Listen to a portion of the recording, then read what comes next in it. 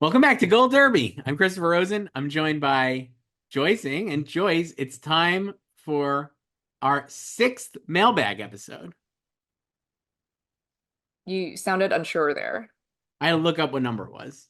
Okay. Are you gonna mention a number every week now? We could. Does it matter? No, it just sounds cool, though. You can email us at slugfest@goldderby.com and we'll read your emails every week. And we have so many emails, Joyce. I don't even think we're going to get to all of them today in the Wow. episode. All kinds of great topics. I know you're going to be excited, but we're going to start with the Gotham Awards. We talked about this yesterday. The Gotham Awards happened. Nominations for, I don't know, Honora, Babygirl, Challengers, A Different Man, Nickel Boys. You could listen to us talk all about that. But Carissa wrote in at slugfest@goldderby.com. Hi, Joe and Chris. The Gotham Awards are upon us. Apparently, this is the official start of award season. LOL, who knew? While I will not quibble about nominating Did you Maisie did you write Stella, this? Is this your no, burner? it's not my burner. I swear to God. While I will not quibble about nominating Maisie Stella for Breakthrough Performer, I acknowledge her filmography is limited. I do now have to ask, how many members of Film Twitter do you think have actually experienced the joy and insanity that was the great American television show known as Nashville? Thanks, that's from Carissa. Are we sure this is not a judgmental TV fan? No, but Judgmental Movie Fan is coming later. Oh, they're So actually here. they're here. But Wow. not this one. This is just Carissa, and this is not my burner. I could have wrote this exact email though. Um, yeah, zero of them have seen the great American drama Nashville. Nobody That even went on listened for to it. 6 seasons, premiered 12 years ago. Macy Stella, one of the stars of Nashville, along with her sister Lennon. Lennon and Macy also music stars. And yes, this is her film debut in My Old Ass, and she's nominated for Breakthrough Performer. Yes. But no, she is not new by any means. Uh, like we talked about this yet. You could listen to us ragging on this or, explaining how the Gotham Awards work, but there are several juries that pick these categories. And for lead performance, outstanding supporting performance, and breakthrough performance, there was 5 people, many of whom work at RogerEbert.com, like you had mentioned. So they consider this a breakthrough for Maisie Stella. Sure. I mean, they Now, also nominated Ryan Destiny, yes. who was on the Fox drama Star. Hmm. So Not a lot of TV fans on film Twitter, Joyce. makes you think. Another Gotham one, just to get this out of the way. This one was from Aaron. Hi, Joyce and Chris. Why does the Gotham nominating committee hate Sebastian Stan? A Different Man was nominated for a feature, while Adam Pearson earned the supporting nomination, but no love for one of our best and most intriguing actors working today. Goofy as hell. That's from Aaron. This is not, as far as I could tell, Sebastian Stan's manager, who is not Sebastian Sebastian Stan Stan's and manager. Kieran Culkin's manager. Yes. Yeah. This is Aaron. Like we said, I'm not the feature and the acting nominations to me are totally separate because it's 2 different juries doing Yeah, they're that. different juries. But it is silly maybe that Adam Pearson got in and Sebastian didn't get in, but who knows, Yeah, it was the same jury for both lead and supporting. Yeah, it sucks because I think it also sucks because he obviously could have also gone in for The Apprentice. So I So don't know if he just canceled his own vote among the 5 of them. I don't know. I I mean, mean, it's like, it's such a small group of people. Like, who knows? it's just a small group of people and you don't know. But I do think you could, one thing we both fought with, I think, or fought in, like, not with each other, just in, like, been conflicted about is how he's got these 2 great performances and are either one of them going to really stand out. And maybe this is proof that that's harder than it seems, right? Like, The Apprentice, he is so good at it. It would almost be better. I think it would almost be better for him if you could just throw away The Apprentice or A Different Man. But the fact that they're both good and both have fans makes it maybe more impossible for him to get in for either in the end. It's hard because I mean, like speaking of movies that have been buried, A Different Man. Yeah. And I feel like that could have been so much bigger with more weight behind it. And like A24, right now is bringing back Sing Sing. Like they could be bringing back A Different Man too. They have just Like too many that movies. movie is very accessible. Like it's Yeah. not No, they just have alienating or like yeah. too artsy or anything. So They have too many movies, Joyce. they do. And they have too many movies with dudes. Yep. Like Netflix has too many movies with ladies. They need to even it out. This one's from Jason Joyce. Emailed us at slugfest@goldderby.com. Hi, Joyce and Chris. First time emailing. Love the show. It's a consistent part of my week that I look forward to on the regular. My question is this. What the hell is happening with Juror number 2? Why is Warner Brothers treating it like an actual number 2 by putting it in 50 theaters November 1st and refusing to expand it? Whether or not it's an actual awards contender, it seems like they're intentionally trying to cover up the film. I know Clint Eastwood has a long and storied relationship with Warner Brothers. However, his last two films, Richard Jewell and Cry Macho, lost the studio money. Is WB releasing this out of obligation for their relationship with Eastwood? Why not have a limited end of December release and expand in January when it's less crowded, a la American Sniper? On a side note, I'm seeing here on Halloween, and I thought it'd be a perfect spooky film because of the uncanny valley face swapping and de-aging. Thanks and have a great day. I'm still looking forward to Juror number 2 regardless. That's from Jason. I think it's like really a money thing with them and Zaz. Like legitimately. I do think that too. One of the things I saw speculating about Warner Brothers, I like this the business stuff.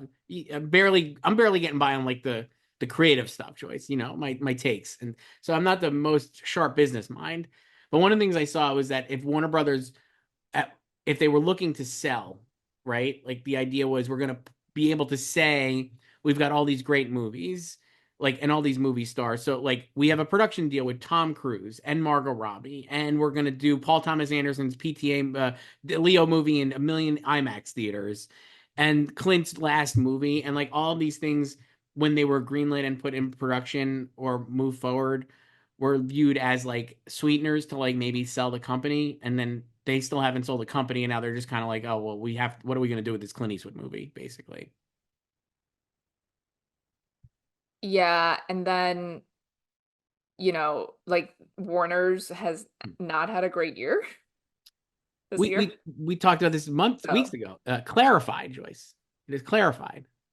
with Dune. The one movie clarified. But you know what? Quentin loves Joker. So I read Quentin Tarantino's review of Joker, and I agree with almost every part of it except that it's a good movie. I loved everything he said about it. I think that's true, but I just found it so unengaging, and I could not get past that part of it. So Quentin Tarantino not totally wrong, uh, but I don't like that movie.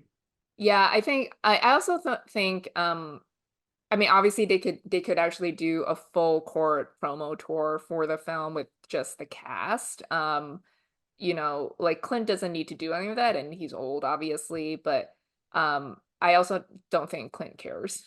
No, he doesn't, and So, it doesn't seem like it definitely feels like a movie that was not handled. It's like his movie yeah.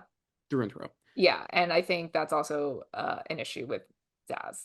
Yeah, we talked about this on our yesterday's episode, so you can watch. I saw Juror number 2 twice, and I loved it. So, and you know what? Who was that? I forget who was that.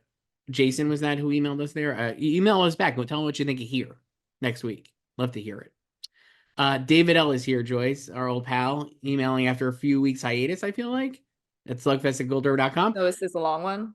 It's not that long. Hi, Joyce and Chris. It's your local contributor reporting from the Savannah Film Festival, David L. He's on the ground, boots on the ground. I just came out of a screening of Nightbitch, and I have to say, the novel by Rachel Yoder was considered an unfilmable book, and writer-director Marielle Heller has officially delivered the proof. It is bad, but it's bad in a way that is fun and interesting. Steve McQueen's Blitz wasn't as mediocre as Matthew from London made it out to be because everyone here liked it, but I thought it didn't have a strong emotional core to its story. One film I had a blast with that played like gangbusters, and one you'll love, Chris, is Kyle Mooney's film Y2K. It is so hilarious, and Kyle also plays such a funny stoner dude with dreads. He reminded me of James Franco in Pineapple Express. I also saw Room Next Door, and after seeing it, if Tom Bernard of Sony Pictures Classics really thinks he has an Oscar contender on his hands, like he mentioned to you, Chris, I'm going to go out on a limb and say that this is probably not that film. Saoirse Ronan is far more serious contender for the outrun, based on how emotional her role is, and her recent Gotham nomination shows proof that the performance is the proof is in the performance pudding. They really should be submitting Room Next Door in a comedy instead of drama at the Globes, based on the tone of the movie, with the deadpan humor and Tilda Swinton's passive robot line readings. But I don't really see how any voter in the acting branch would take that performance of hers seriously. Thanks. That's from David L. I mean, we've talked about how The Room Next Door is funny to us. I I think it's funny. It's so Yeah. silly. It's a very silly So movie. I mean, we saw it together Yes. at a New York Film Festival, and I felt like that room like wanted slash expected a very serious movie, and the movie is kind of unserious. The topic is basically assisted suicide and cancer. So it's a deeply heavy topic that's uncomfortable and like sad. And then the movie is incredibly silly at times. I think based on the line readings, like David said here, and the it does feel like that. Um, I I don't agree that I don't have it in for even after talking to Tom Bernard, I didn't put it in for Best Picture. But I do think Pedro Almodovar could materialize. I also don't. I also agree with David in terms of Tilda because I think it's a distancing performance. And then I also think Julianne Moore is too good to not take away some of her own votes. Like, you know what I mean? Like, it's like not, it is, they're both leads. Like, I'm not arguing that, but I don't think one is so significantly better than the other that it's like a no brainer that she would just cruise. I mean, the Tilda, her character is the one with cancer, so I think people think that is the more emotional role. Yes. But we discussed this in one of our columns recently. But I personally just feel like the movie's vibes in general are just a little too withdrawn Yeah. for people to fully connect with, or people will be like slightly confused as to how they should take the movie after seeing it. I, Like the characters are a little detached, and like yes. I think it's hard for people who really are into emotional connections with characters to fall in love with them. Uh, right now, I have it in for director, adapted screenplay, and score. So, I mean, I have it in for score. yeah. No, I know. So Do you have it in for screenplay at all? yes, because that category is weak. So, to me, my max would be three, and I could see dropping Pedro eventually. But Yeah. And then I don't know what else did he say? Like Blitz. I mean, like, we thought that movie is I, totally fine. I Like, still have it in for Best Picture because I do think uh, overseas, I think the British contingent will help push it through, and I think the crafts and it's liked but not loved. But I don't know. did I you could see see, it. however, that like what was the ranking of like the UK critics ranking from London? Yeah. Then like Blitz did not make the top 10 there. No, I'm not. I mean, it's a fine movie, and I do It's think totally fine, but I it's think a like a lot of I think people were thinking like it'll have like the British support. And well. I right now think it might have the British industry support, but it definitely does not have the British critical support. And I also think, like we talked, well, like again, one person, so like the last person to talk to me, LOL. But I do think it's the dark horse mom movie of the year. While I think Nightbitch is like being ostensibly presented as like, man, moms are gonna love this movie. I actually think Blitz is the one that would be speak more to moms than Nightbitch. Yeah, because she's looking for her son. Like Mm, yeah, yeah, it's totally basic. yeah. And but I think some people probably find it boring, or maybe they just want more from Steve McQueen. I So I think think that's it. I that's didn't. part of it too. Yeah, I think that was it. I didn't find it boring. Yeah, there's nothing wrong with the movie at all. I've fallen So asleep in many movies this year, Joyce. Not that one. no. And then Night Bitch is you know, No, no lies detected there from David. I I gotta say. mean, Amy tried. This one's from Sebastian, who emailed us at slugfest@goldderby.com. Hi, Joyce and Chris. All the best from Germany, and 2 thumbs up for doing great work for years. As of October, I think the acting categories are kind of all over the place, which is fun, as there is not really a clear frontrunner for anything yet. I have to say that Best Actress gives me the biggest headache, as I actually cannot really see anybody winning the Oscar just yet. Mikey Madison, for me, has the Welcome to the Club nomination, but I don't not see her winning. Carla Sofia Gascon, I do not see her winning either. Angelina Jolie and Nicole Kidman are out for the win, I guess. The only person that I could actually see winning in a split race is Marianne Jean-Baptiste, which I think would be really great. I think she can win BAFTA and maybe the Drama Globe. Carla wins the Globe and SAG. Mikey wins Critics' Choice or maybe Globe over Carla. What do you think? Sincerely, yours, Sebastian. I would love it if Marianne won. I I see a path to the nomination for her, and I have her in, but I don't know if she can win.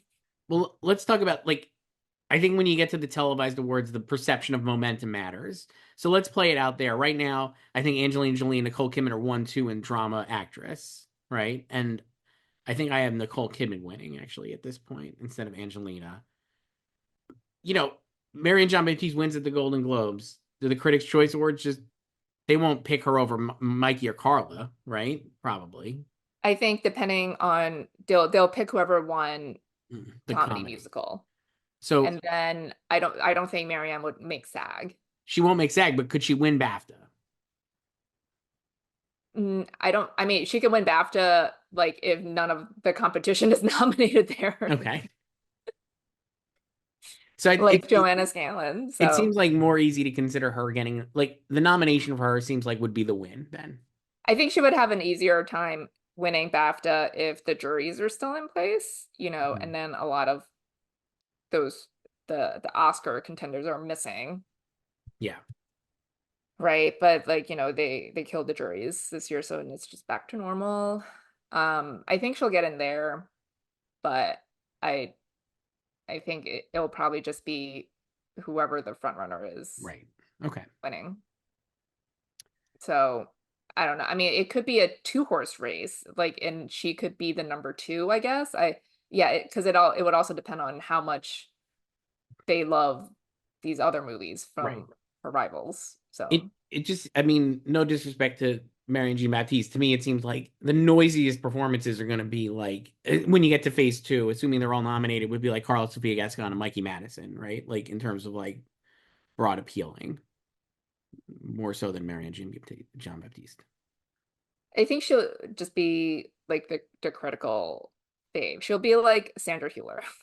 Right, exactly. Exactly. This one is from Lance Joyce. Emailed us at slugfest@goldderby.com. Hi, Joyce and Chris. I am Lance from the Philippines. I've been watching Joyce since forever, even before Chris started working at Gold Derby. Oh my God, why?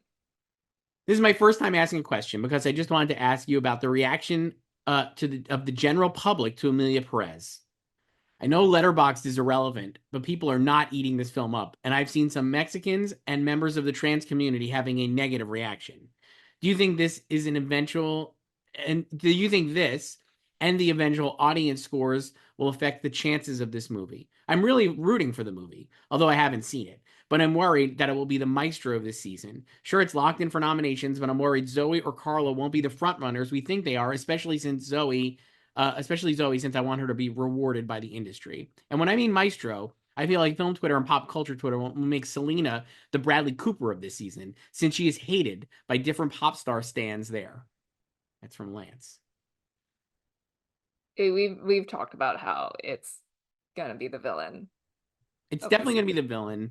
We already saw that with the Gotham Awards. I think materialized that is those are if that's like the leadership apparatus of film Twitter, even if they're not on film Twitter, right? But like people on film Twitter are looking to the jury, the people on those juries as voices of like prominence.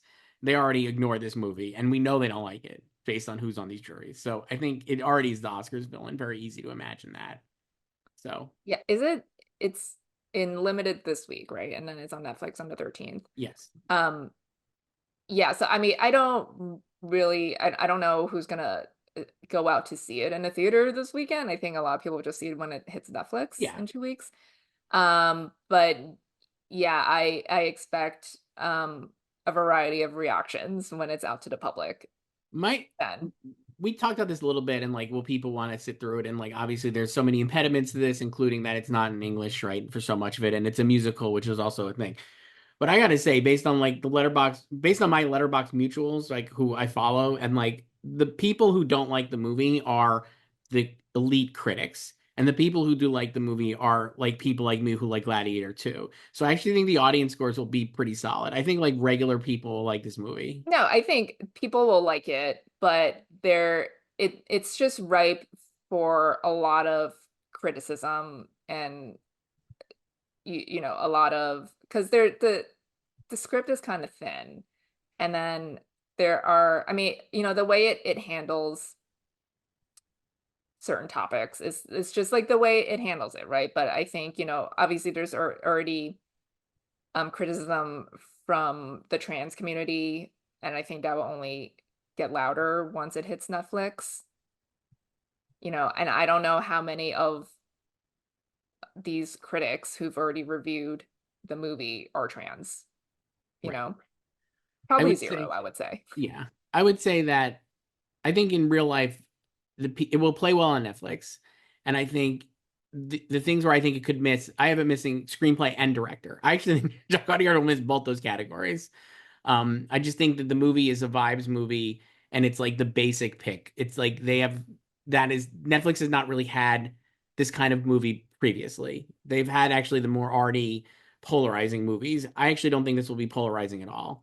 I think that like most mainstream people will just enjoy the movie, enjoy the ride. It's a good vibes time. There's so many things to like about it. It seems like actually the perfect Netflix movie because of that. And like I think it'll be fine, but whether it actually wins and where it misses nominations that I think people think it will get, I think that is very likely in play.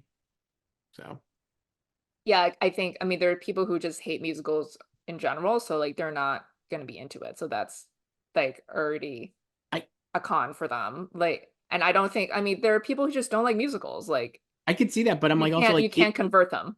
but You it just also can't might convert be the them. kind of movie that people who don't like musicals are like, man, I hate musicals, but I like this Emilia Perez because it's not really a musical. You know what I mean? No, Like, but I think there are people who just are not even gonna bother watching it because they don't like musicals. right? Maybe you're right, but That's I actually think it'll like play really well. that's so like you're already losing people like that. And I like it is I don't think it's like hugely divisive, but it will have more detractors than even something like a Nora, which I think some people think, it might like be a little too racy for like older voters, but I don't think so at all. Like I think that's more of a consensus movie than Amelia. Like because that's just like a screwball comedy.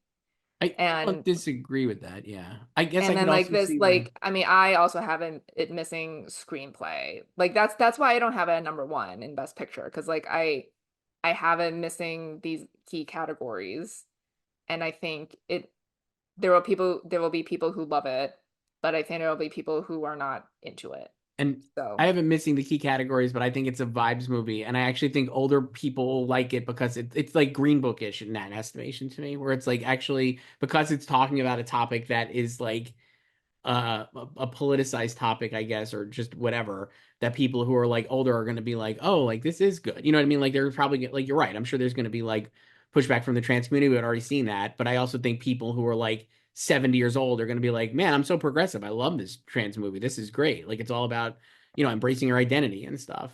And I could oh see yeah, that but playing I really just well. think it'll be more even, and that's Right. why it's not going to win. Well, I guess we'll see. Uh, this one's from Jonathan, who emailed us at slugfest@goldderby.com. He emailed us many times before, Joyce. He's a frequent emailer now. Hi, Joyce and Chris. Do you think Amazon MGM Studios could pull a three consecutive streak of winning Best Adapted Screenplay with Nickel Boys next year after victories for Women Talking in American Fiction?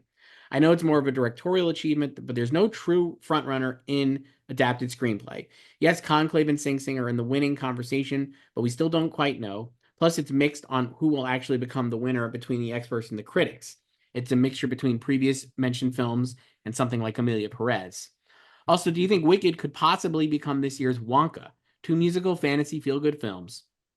Even if it receives acclaim, just like Wonka, could Wicked follow the same fate and completely be forgotten by the Academy? Best costume design and best production design seem like the most given for the film's nomination prospects, while visual effects and makeup and hair are next likely, in my opinion. As a reminder, Wonka did not make the Oscar shortlist for makeup and hair and visual effects, but I believe Wicked will be welcomed in. Do you think it being only part one will hurt its chances, just like with Denis Villeneuve being snubbed for Best Director for Dune and the Lord of the Rings trilogy not taking any top prizes until Return of the King? Or will the Academy ignore that fact and not take that into consideration? Is this a fair comparison, just like my thoughts before on Avatar, The Way of Water, and Gladiator 2? Thanks for reading my email. That's from Jonathan.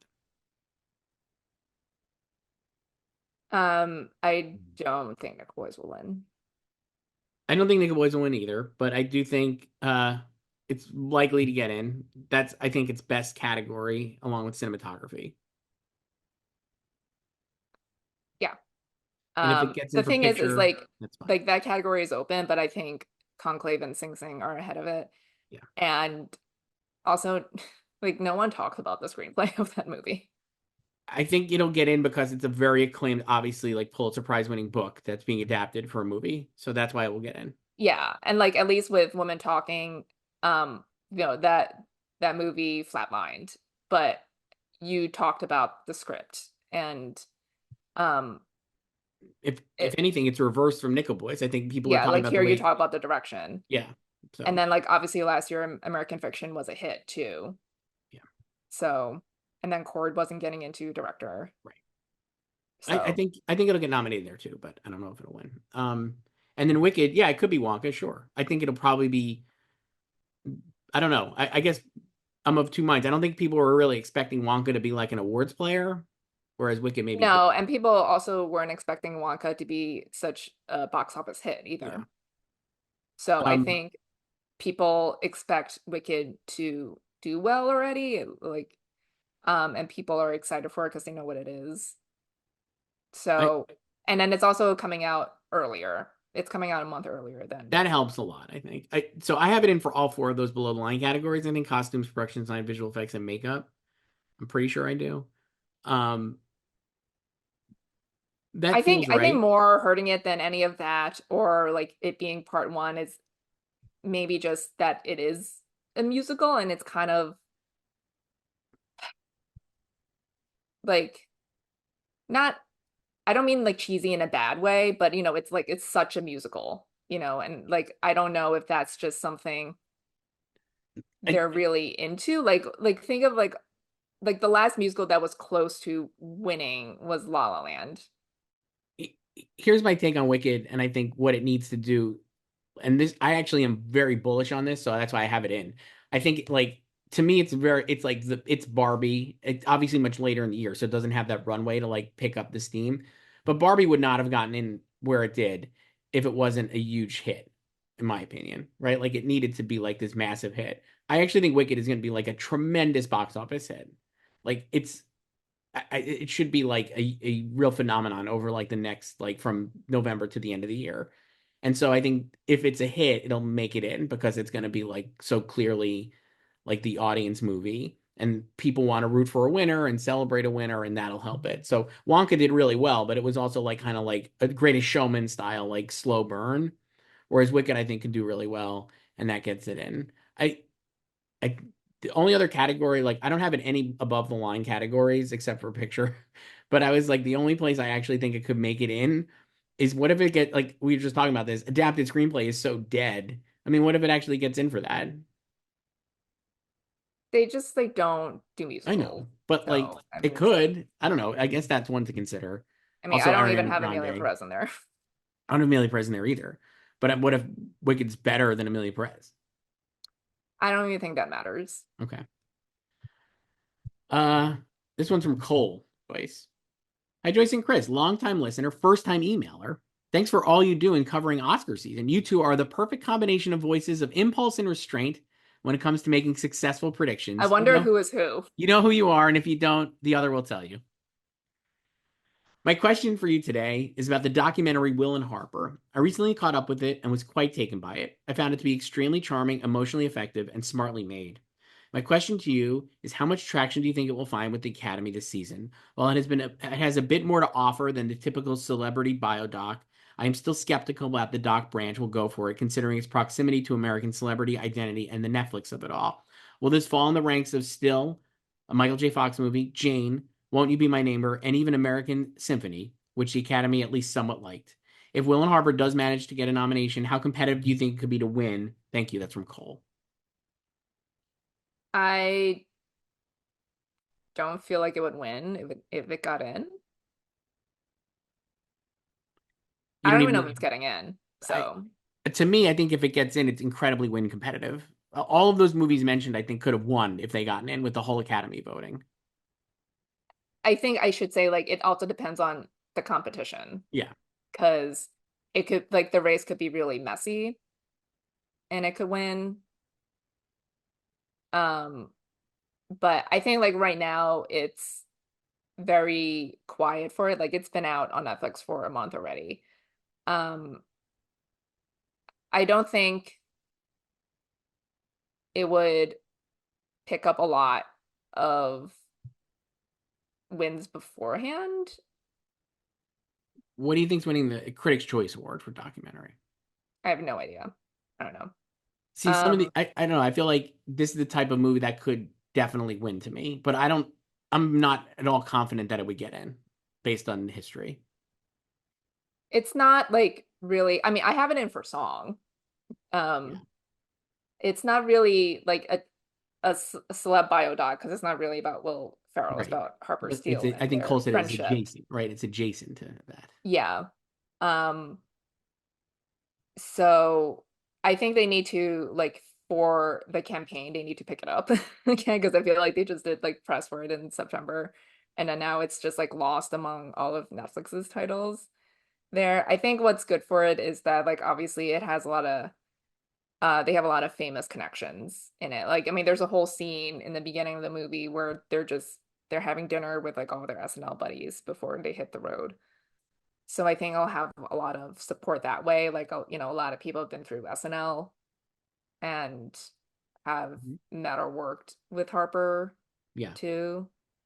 Um, but I can see, you know, if something like No Other Land got distribution, I can see that just winning. Well, we already know that's going to win New York Film Critics Circle. So, Yeah. one doc I wanted to highlight that I absolutely love is Martha. I think it's out now on Netflix. It's so great. Another celeb biodoc, but actually like so antagonistic. She's so unhappy to be there with RJ Cutler that I actually hope it transcends the celeb biodoc thing because I had such a fucking blast with that movie. You haven't watched that right yet, Joyce? It's so good. Like highest recommendation for Martha Stewart doc. I think it's just great. And it's eligible, I think, because they put it out in theaters at least for a hot second, I would argue. This one's from Evan, Joyce. Hi, Joyce and Chris. It's Evan here. I wanted to tell you that I got to watch Babygirl! Exclamation point. Nicole Kidman gives a tour de force performance and is very good in this fun movie. A lot of the best actress contenders this year have rich roles with lots of interesting material. Nicole is great in the film, and I hope she gets a deserved Best Actress nomination. This is some of her best work since Rabbit Hole. We'll just have to see how the industry reacts to it come awards season. Antonio Banderas and Harris Dickinson are also great in the movie, although I think the campaign strategy will mostly be for Nicole. I also saw The Substance this past weekend, and holy shit. Demi Moore and Margaret Qualley were serving cunt the whole film. Would love to see them get in at the Oscars, but I'm not hopeful because of the genre. I also watched your video last week on TV predictions for the Globes, and I have to agree with what you guys said about Gregory and Janine from Abbott Elementary. It just feels so unnatural. I thought she had better chemistry with the guy from The District. He was hot. In the famous words of Regina George, stop His trying to name is make Josh fetch happen. Tagara. Okay. Put some respect on his name. Stop trying He's to on make fetch every single happen. TV show. It's not going to happen. I've also been watching Disclaimer on Apple TV, and all I can say is, not great, Bob. It should be called Disjointed. Alfonso Cuarón basically talked about how he made a 7-hour movie, and it just goes to show you how filmmakers come into TV and have no idea how to make a compelling show. Exactly. This thing does not flow. It's got cool direction, and that's great. Great gowns, beautiful gowns. There are so many better mystery shows out there. I will continue watching, however, because I like to be an informed hater. Anyway, let me know your thoughts. You guys are the best. That's from Evan. This is one of the best emails we ever got, I would say. I love informed haters because you can always back your shit up. We're recording this Wednesday. You're seeing Babygirl tomorrow, Joyce. I I'm so am. jealous. Can't wait. I bet Nicole in. Volpe Cup winner Nicole Kidman. Sure. Let's go. Yeah, I've had her in. I saw The Substance again this Mm-hmm. week, Yeah. and it was an industry screening basically, and an Oscar voter was there, so we were talking. He's older. Interesting. He knew like nothing about the movie going in, What did he think? and then afterwards he liked it a lot, and he said that it is, quote, smarter than a lot of body horror movies. So, So right now I just have it in, I think, for makeup. And I'm really thinking I have it in for screenplay as well, Joyce. And I think she could get in, obviously. But I haven't dropped Angelina Jolie yet. But that's who I would drop if I put Demi Moore in. um, Yeah, I don't know. Like watching it again, I felt like I think like the movie as a whole works, but I don't know if I'm really that enamored with any of the performances. My takeaway seeing it the one time, and it's on Mubi right now. You can watch it if you're listening to this or watching this. It's on Mubi. You could stream it right now. My takeaway at the time, which I kind of still believe, having only seen it once, but you could correct me if I'm wrong, is that just Demi's not really, she's not in it as much as you want her to be or as you think. And like it's she's they're more co-leads than like maybe you would think. And so that kind of hurts her overall, but the narrative is so nice and people like the movie. So I don't know. I mean, they're obviously playing one character, Yes. and I mean, if anything, there's three of them playing one character with Monstro, Alyssa Sue. But really that's Margaret in there. Yeah, I mean, like, and then her face. Demi's like face makeup on Yeah. or VFX on. Listen, she has the final shot. You know, she's She it's does. her. I mean, she's obviously like a lead in the movie, but I just thought, like, did you think that, like, doesn't it feel like she should be in it more? I don't know. I don't think she needs to be in it more. I just feel like the the character is there's not a lot of depth to the character. Like you just get very minimal details about the character. So um and then you because like it's just all plot basically the movie. And then yeah, she just disappears for long stretches because they're swapping and everything. And then the climax of the film is with Margaret's character. So yeah, but I don't feel like I think they're both very good in it, but nothing about their performances felt transcendent to me. But I understand why people are obsessed with them and their performances. And and that's why I think they won't get in. But I do think the screen like original screenplay is also not super strong, and like there's obviously an enthusiasm for the movie, and it does profile to me as like the cool movie that gets in for screenplay, and like and obviously I think the makeup is like fantastic. It should actually win that category, but I don't know if it'll even get in. But I have it in for those two right now. Yeah, like I think it's more of a directing movie than a writing movie, but um Coralie would probably have an easier time getting into It writing. it reminds me of what we were just saying about like Ramel Ross and Nickel Boys. Like I think Nickel Boys is the directing movie also, but I don't think Ramel Ross or Coralie Farjay would get in for director. But I think they could easily get in for screenplay based on those categories. I mean, I think Ramel could get into directing just because of the POV thing. I think Coralie could get in for directing too. I had her in for a little while. I know you did. But I like that's more of like, you know, experimental what he did than like her is just like more like idea and like vision, Right. you know. Um, this one is from Sam, and there's a game here, even though we don't have an email from Michael this week. I mean, he needs to respond to Grammar David from last week. Maybe his feelings got hurt. Mike, if you're out there, you can email us. We still love you, even if David R took some shots. This one's from Sam. Hi, Joyce and Chris. After waiting for so long, I finally got to see Conclave. Thank you for preparing me for how silly it was, because I was expecting a fun but suspenseful political thriller. While I don't mind a silly melodrama, I think it was trying to be both a thriller and a silly melodrama, and for me, that was not a successful mix. But I was laughing, and the only one in the theater laughing throughout the silliness of the film, and I cackled once the advisor implied what the twist was. Anyway, inspired by my new undying love for everyone's favorite henchman, Igor from Nora, I was hoping you could provide with who you think is the heart and soul of the following Best Picture nominees. Ready, Joyce? First up, Tar. Who's the heart and soul of Tar? Um, hmm. I guess Francesca? Who is that? Nomi Merlant? Naomi Merlant. Yeah, I thought Nomi Merlant too, but wouldn't it just be Tar herself? Lydia Tar? Isn't she the No, heart and remember, like leads can't be heart and soul. Okay. If we're no leads, Come but I feel on. like I know that, but I just feel like in that case you can make an exception because like she would force it to be the lead. Power of the Dog. Power of the Dog.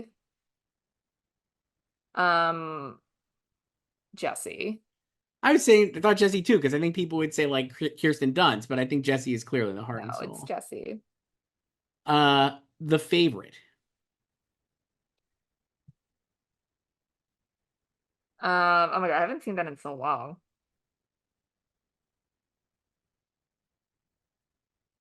I mean, I did kind of feel bad for Rachel Weisz. Yeah.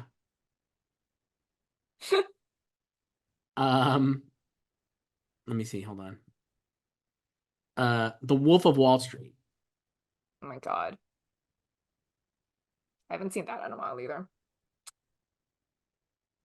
I don't know. Kristen Milioti, I would say her character was Sure. Leo's first wife. The Social Network. Brenda Song. Oh, I was gonna say Eduardo, Andrew Garfield. No Country for Old Men. Mm,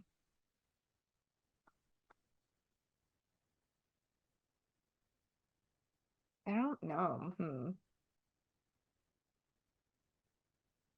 Kelly I thought Kelly could be good, McDonald? Kelly McDonald, or Tommy Lee Jones. I think you can Maybe. argue. And Mm. then Inglorious But Bastards. he's also a lead. So, Well, he's like not really a lead. Inglorious Bastards. oh my God. I don't know. Christoph Waltz. I think you'd say Nomi, Melanie Laurent, but I think Christoph Waltz maybe is the heart and soul of the movie. Sure. Love the show. Thanks as always. That's from Sam. Uh, this one is from Martin. Hi, Joyce and Chris. I recently got to see some of the big contenders in a festival down here in Mexico. I oscillate between having a very normie taste and liking not so normie stuff. But this year I seem to have gone full normie because I'm all in for Conclave and Honora, fun, and I had allergic reaction to the Brutalist. It's well made, but that story sucks so bad. Which way do you think the Academy is going to lean? Are there enough normies in the voting body that they'll nominate it but won't give it wins? Will they even watch it? It's too long. I have more questions, but this is already too long of an email. Love to hear your thoughts. That's from Martin. P.S. People should stop copying Joyce. What? Oh, you. Yeah. Listen, I don't want people blaming me if it's wrong. And then I don't want more people being right if it's right. So, um, I mean, we like The Brutalist, so I did, but I think I could see it not going. I mean, I don't know. I'm like, it definitely is now. It's the film bro movie of the year, and will it break out of that place? but I don't even think it's like even that film broy. Like it obviously has um like critics support and like film Twitter support, but I don't even know if it's like the number one for people. Right? Like as we already discussed, like obviously a lot of critics love Nickel Boys Yeah. and a lot of people love Honora Yeah. too. I think there's just a lot of movies in the mix this year where like it was more obvious with like The Power of the Dog that was like Hmm. the highbrow pick. And I mean, I don't have The Brutalist winning Best Picture. Like I think it will get in. I think it's a matter of getting people past its length because I do think it's more accessible than like Power of the Dog Right. is. I agree, but So, um, and I don't think a lot of like some people might not like it, sure, but I don't think it's as alienating as you might think it is. I agree. This one's from Alex Joyce. Email us at slugfest@goldderby.com. Hi, Joyce and Chris. I'm seeing that Danielle Deadwyler is currently second place in the odds on Gold Derby, and I find this to be insane. Listening to other pundits, it sounds like several people are writing this on being a redemption nomination in quotes for her Till snub, and it just doesn't make any sense. The Academy clearly isn't thinking about her Till omission considering the fact that they didn't nominate her then. I just don't see how she can be so strong as a potential lone nominee in a film that I feel like isn't going to go anywhere. There have been interesting comps to its awards track on stage, perhaps incorrectly. One consistent thread between the stage production and the film is the debate over Bernice's place as lead or supporting. Both the original 1990 Broadway production and the 2013 off-Broadway production had awards bodies who placed the actress playing Bernice in both lead and supporting. However, the Broadway revival from 2 years ago did have Danielle Brooks running as supporting with every voting body. She did ultimately miss the Tony nomination despite picking up every other New York theater precursor, and there was a major, quote, snub reaction from the community that I really think is going to carry into the film as well. Even more interesting, Samuel L. Jackson was the only performer to get a Tony nomination for production, despite having no precursor momentum. Could we see a similar path for the film, with Deadwyler ultimately missing, and perhaps Jackson riding the star wave to an Oscar nomination despite having not much to do in the film? I also wonder why we have got the Danielle swap for the film when most of the cast transferred from last revival. Ultimately, the stage production has never won a Tony, and I just don't see the industry caring enough to give it any Oscars love. I know there are comps to Danielle Brooks being the lone nominee for Color Purple last year, but I think people are forgetting that Sophia is such an iconic and well-developed character that will have an easy time picking up awards buzz in any media form as long as a somewhat decent actress is portraying her. The same cannot be said for Bernice. And on to Conclave, I saw it last weekend and agree that it is such a pleasant and often silly time. I got somewhat chastised by the Vulture critic who spoke at our screening for calling it campy, but I'm staying committed to that descriptor. One common prediction I'm really no longer on board with, though, is Isabella Rossellini having any security for a nomination in supporting actress. I thought she needed at least one more good scene. I didn't realize her moment was her moment until the end because it felt so underwhelming in terms of screen time. And a year with so many supporting performances dominating the screen time, I really can't see how she'll carry this one through. To me, the only performance aside from Fiennes that deserves nomination is Sergio Castelletto as Tedesco. Thanks as always for these mailbag episodes. This is from Alex. That was a lot there. So let's start with piano. Listen, we kind of talked about this, I think, recently, either in our column or in Yeah, real we life. like literally said this same thing. It's like I they have don't her. care that she was snubbed for They don't Till. care that she was snubbed. She'd be a lone nominee for this movie that's good, but nobody's super excited about. I have her in fifth in the odds, mostly because I think this category remains pretty weak, and I don't believe that Saoirse Ronan's going to get in for Blitz. So I don't really know who I'll replace her with, but I do think there's room there. Like, not to go back to Wicked, but like Ariana Grande or any of these people could come in and maybe like somebody could take that, like Danielle's, you know what I mean? Like, it's possible she misses, I guess.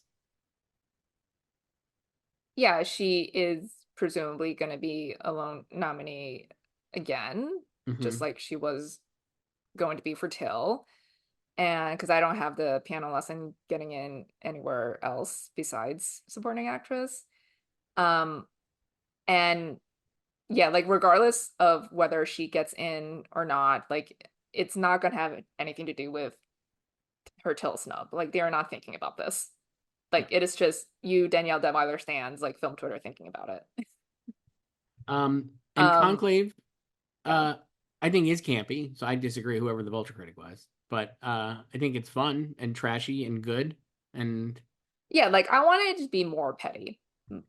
I think, and Isabella Rossellini actually joins. I have another email about her here. We have a lot of Conclave emails, so I was just going to read them all here. But we have two more. Let me just read these two, and then we can talk about this in general. This one's from Patrick. Hi, Joyce and Chris. I wanted to chime in about Conclave and its potential to be the broad, appealing, middle of the road Oscars film of the year. I saw the film twice on opening weekend in normal public screenings. Twice.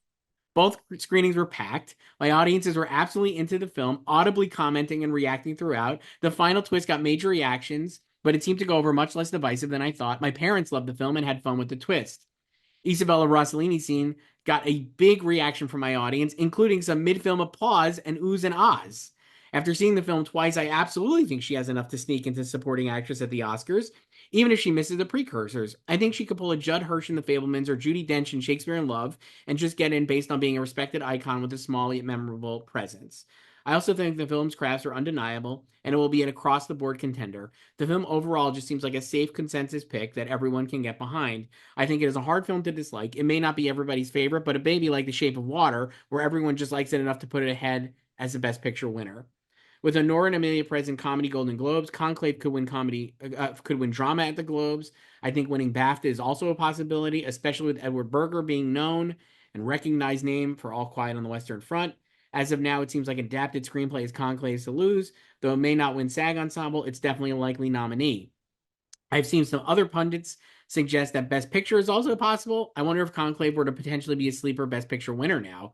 What do you think of its award season? What would need to look like for that to happen?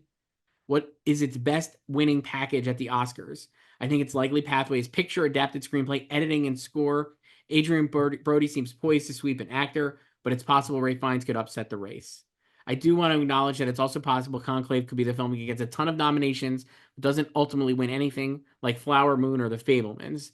Curious to hear your thoughts. That's from Patrick. And then the other Conclave one, Joyce, also about Isabella Rossellini, was Jason, who wrote, your shows are always fun to watch. I plan to see Conclave later this week, and I want to ask you about Isabella Rossellini.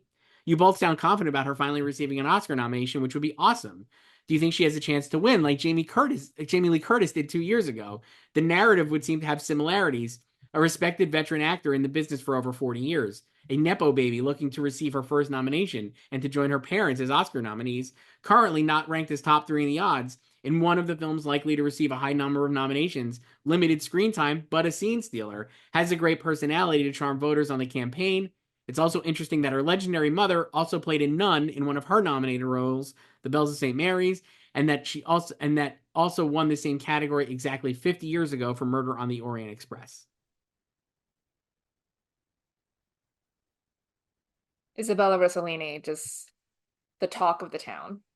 So while Alex said like didn't go over well, we got Patrick in real movie theaters saying people are breaking into goddamn applause for this movie. I think she's absolutely in. I don't think there's any doubt. So I think this is what I've noticed even before Conclave opened last weekend, but as it was just screening at festivals for the past 7 weeks. Yeah, a lot of people have said that, audience clap at Isabella's moment. It's not as big of a moment as like Judd Hirsch's, but like it's big for that character in that movie. Yeah. And then a lot of people who watched the movie and are disappointed by her lack of screen time and are confident that she's not going to get in because she doesn't do enough. And her big moment is not that big. And I think a lot of people are also letting that cloud their judgment and their predictions, because it's not about what you think or about her performance. And her screen time also doesn't matter. Like, she could just get in because the category's weak and she's campaigning, and the movie is like maybe top 3. I agree. And I also think that Jason's like layout there is actually exactly right. I don't think she's gonna win, but I think we would have said the same thing. Is Conclave gonna win 7 Oscars? Right. I think we would look at, no disrespect to the great Jamie Lee Curtis, I think she won largely because she got swept up in a sweep of Everything Everywhere All at Once, right? Like if she was going to be if Everything Everywhere only won like 2 Oscars, would she have won one of those 2? Like, this is also assuming she didn't win SAG. Like, but I felt like, don't you think it was like the momentum? Oh no, that's what I'm saying. Like, are you saying like Conclave is gonna sweep the Oscars? No, like, I'm not. So I think that's why I'm like, I don't know if she's going to win, but I do think there is a world in that category where she could win. And I think she's very safe to get nominated because of all those reasons. And I think she is campaigning. It is a movie that people really like. She's like a standout. And because she's the only, like it's like an apple in a bag of oranges, because she's literally the only female character in the movie that has anything to do because of what it's about. So I think that helps too, right? Like, whereas we're like, oh, I can't pick a favorite guy. I'm not sure which of the supporting actors will break through. She's the only supporting actress in this movie who is of any substance for this conversation. Yeah, and then like her moment is not like a huge monologue, but it just basically like publicly confirms what like we the audience already knows, but it sets in motion what the characters do going forward. It feels like nevertheless she persisted is her moment. Right? Like, I remember that. Like, that's what this feels like. I thought the Judd Hirsch comp and the Judi Dench comp. I also thought Judi Dench for Belfast would be another one. Like, I don't know. I think she's going to get in. I think the response to the movie has been really strong. And I think it is a normie movie that people will like. And the one thing when I saw it at Telluride, my big thing was like, I think the twist could overtake the conversation. I still don't want to spoil it, but I'm like, it clearly has not overtaken the conversation because I thought it was going to be politicized on like both sides. and that hasn't happened. So I think people just like the movie, and that's fine. And so I think it's Well, gonna. like we talked about last week, I think it helps that it's adapted from a book. Like the twist was already in Yeah. the book. Um. So Yeah, I definitely think it could get in, and I don't know. I think adapted screenplay is probably its best bet right now to win and score. I mean, I want it to win score, but I don't think it'll win score. It could definitely win adapted, but yeah, it could also go home empty-handed. I don't know. I think a lot of things would have to break its way to win picture, So I guess but one thing there, if you want to compare it to like The Shape of Water year, or I think I like Shape of Water, but there are several movies that year that I think should have won, or I like more, but it did feel like the consensus movie. I guess you could argue that could happen again. Just like if Anora is great but too limiting, you know what I mean? And like The but I think the difference Brutalist, with that was like we all knew Guillermo was going to win director. Like no one is predicting Edward no, Berger to win no. director. So, but maybe I don't know. Maybe there's a split. It just I don't want to predict it to win, but I definitely think it'll. If it got 10 nominations, I would not be surprised. Obviously, It's very crafty. It's it could do well above and below the line. Like Stanley could still get in. I I don't have him almost in anymore, but he could still get in. when I was looking at the picks this weekend before I went back to Euroborisov because I was just like I gotta find something to do here because I had Peter Sarsgaard in there and I was like I don't think that's not gonna fly. Not enough people are talking about him in the movie. And I was like, should I just put Stanley to I've been anti-dicting him since like way back before I even saw the movie. And I'm like, am I really gonna just go back? Should I just put him in? And out of stubbornness, I just didn't. But it's very possible he just gets in. I also like what Alex said earlier about Samuel Jackson. I don't think that's that hard to believe based on the way this category is shaken out. If there's really four guys for five spots, it's possible he could get in. He could just get in. I mean, like it would. We're not predicting it. It's not even. He's not even no longer in the top five in the odds. But I mean, if he got in, I guess I wouldn't be totally surprised. And if he got in over Danielle, I wouldn't be totally surprised. No, I think the movie itself would have to be noisier than it is right now. Yeah, yeah. Which maybe will be. It's on Netflix soon. We'll talk about it. Last one here, Joyce, before we say goodbye. For the sixth episode of Mailbag. Email us at slugfest@goldderby.com. If I did not get to your email, I apologize. Jordan, I got one here from you. Maybe I'll try to read it next week. Nick, a couple others. But this one's from Judgmental Movie Fan, Joyce. We got to end with him. Or them, I guess. I don't know if it's a he or a she or what. Judgmental Movie Fan. I just assume it's a him because I think of judging, I think of men. Being judgmental. Wow, how sexist. I'm not sex. I'm such a feminist. I didn't even think of a woman being judgmental. What happened to equality? Hi, Joyce and Chris. Who do you think is going to be this year's Cillian Murphy? Totally underestimated by idiots the whole time. That's from Judgmental Movie, man. But who's gonna be Paul Giamatti then? So who's the pundit's fave this year? In any category. I have to I don't know. I think the pundit's fave, everybody would like, at least for some people, would be September 5. At least one pundit's fave. That's not a general thing though. That's not. Okay. No, we're not doing that. Okay. That's one person. It, Um, I don't know, like the acting categories, because um this is Here, let me give you the two I thought of. Uh, both in supporting actors. Felicity Jones, which I've almost been guilty of as well. And then Isabella Rossellini, who we just spoke about. I think those two will be underestimated uh frequently.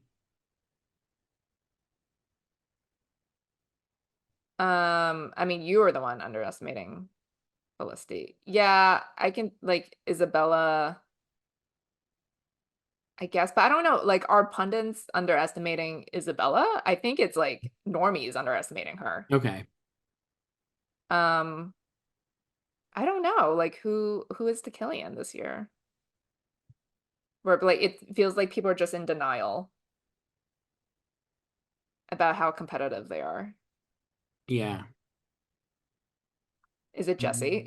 It might be Jesse because nobody's picking him except for me now because I made that switch. I'm just like looking at all the categories. I'm like, I don't know. Is it Selena? It also might be Selena.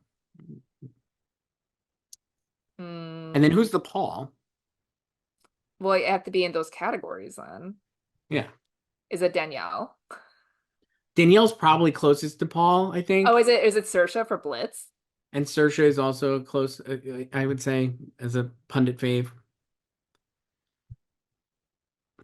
Yeah, I don't know.